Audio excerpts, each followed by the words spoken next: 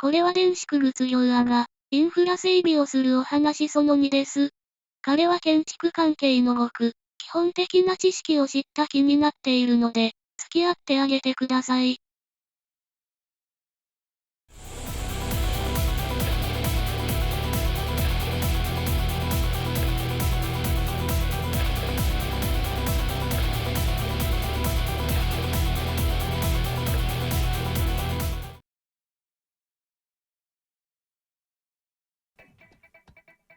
えー、どうも皆さん、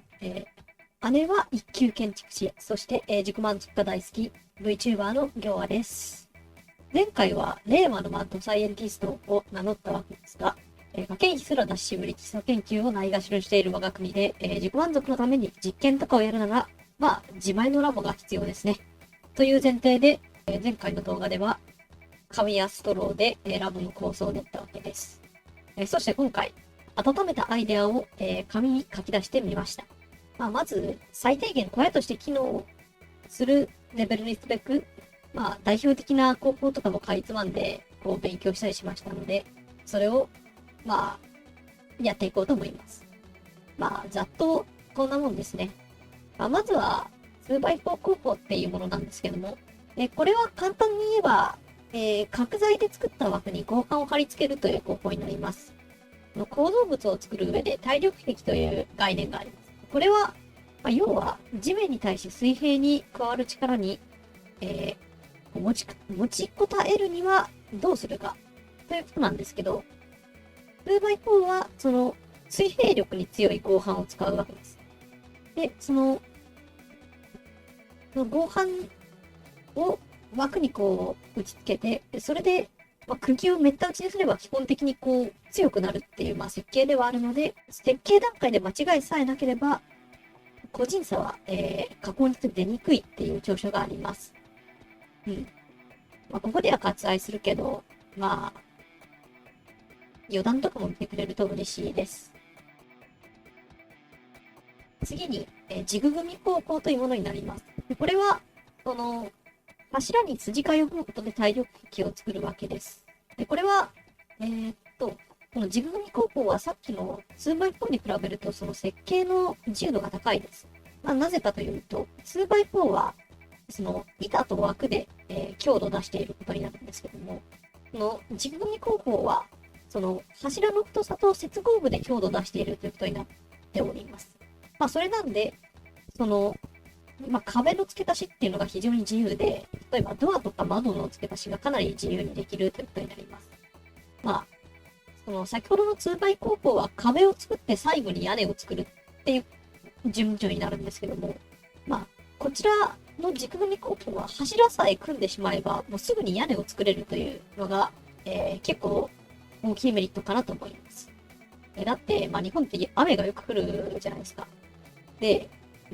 最後に屋根ができるとなると、雨が降ってしまったら、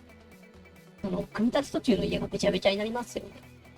ただ、この、軸組工法はもう、柱を立ててしまえばもう屋根は作れるので、すぐにその資材置き場ができるという利点があります。で、次に、小屋を支えるその基礎の話なんですけども、その基礎っていうのは、その、面で強度を出すっていうのと、点で強度を出すという、考え方があります。で、これが、その面で強度を出すっていうのが、その、ベタ基礎とか布基礎なんて言うんですけども、要は、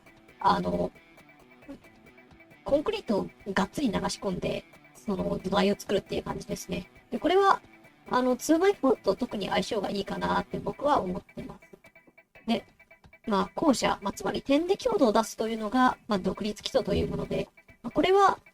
地面に岩とかブロックとかを埋めて、で、その上に柱を立てるという方法になります。でこれは、その古い神社とか寺とかにも使われているので、今コロナであれですけど、神社とかに行く機会があったら、ぜひ、その、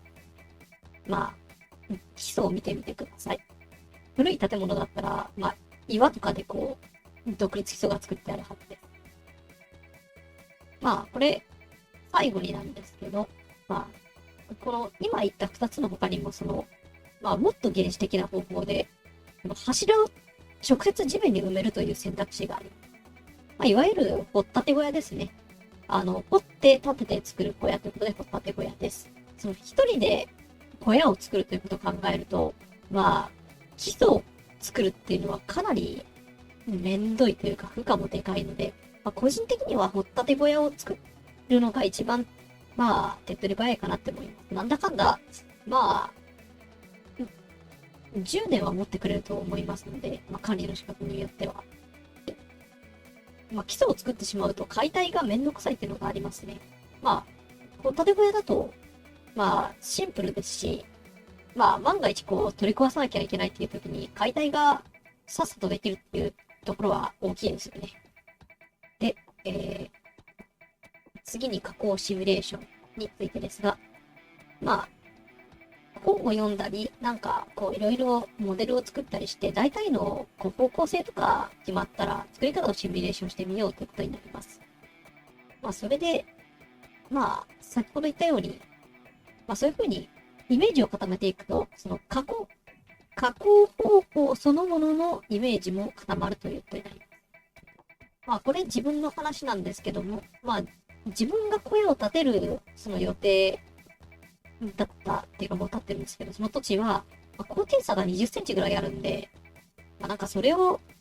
20センチも高低差があるところを人力で整地して埋め立てるっていうのを考えると、なかなか辛いんで、初めは独立基礎で作ってみようって思ってたわけです。ただ、独立基礎で平行とかを出そうと思ったらかなりむずいなっていうのがイメージ上で上がったので、結局、確実な、その20センチの高低差を人力で埋めるっていう力技を選んだわけですね。で、次に、屋根の設計についてなんですけども、これも基本的にはもう、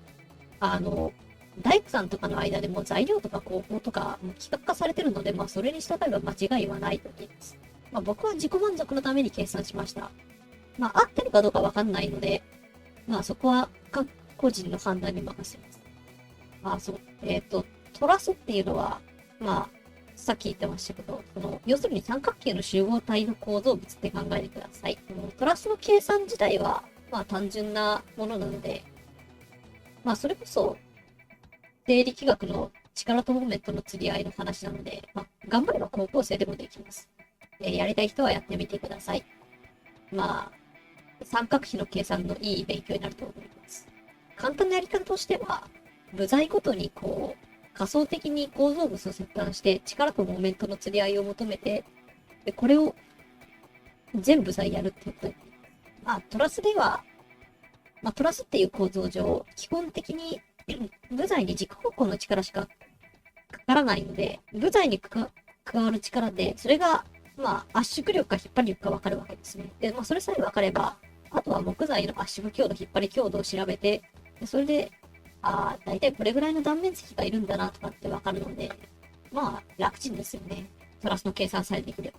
ば。それすらめんどいっていう場合は、ストローとかで平面トラスを作って、3点曲げとかやれば、よりイメージが湧きやすいと思いますし、自由研究にいいんじゃないんですかね。僕はそう思います。次からぼちぼち製造に入っていくんですけど、それを楽しみにしていてください。以上で終わります。